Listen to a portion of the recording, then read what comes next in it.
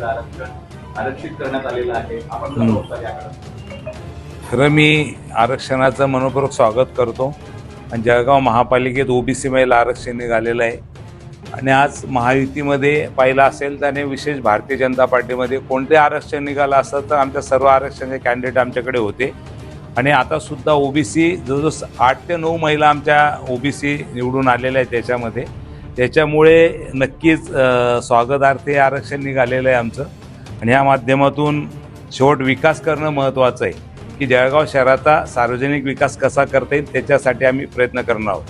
महापौर पदासाठी जे आरक्षण म्हटलं 7 ते 8 महिला आमच्याकडं आहे, क्रायटेरिया कसा ठरेल?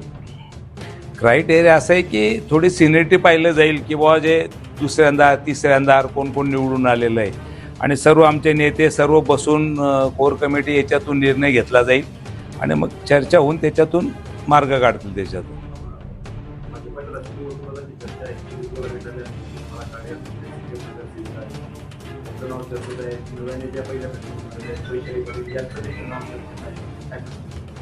असं होत नाही. ते सांगतो की पहिले सिनियरिटीला बी प्राधान्य दिलं जाईल.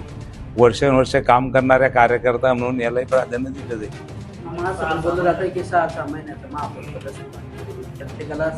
नाही 6 महिने तर नाही, पण कमीत कमी 2.5 वर्ष असेल तर 2-3 असं जर काही करण्याचा प्रयत्न असेल तर खरं मागच्या वेळेलाही बघा तुम्ही आम्ही 2 वेळेला दिलं. 2018 आल्यानंतर 2.5 वर्षात आम्ही 2 लोकांना संधी दिली. त्याच्यामध्ये स्वतः सीमा भोळे होते, त्यांचा 13-14 महिन्यात राजीनामा देऊन आपण भारतीताई सोनवणेला आपण संधी दिली. तर असा प्रयत्न केला जाईल संघटनेच्या माध्यमातून जास्तीत जास्त न्याय देण्याचा प्रयत्न असेल त्याच्यातून.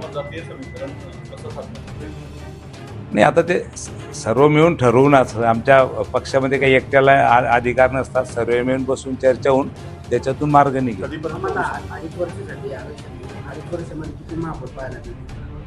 तसं नाही, मी असं सांगू शकत नाही एकटा. मी कार्यकर्ता आहे. सर्व मिळून बसून ठरवतील काय करायचं.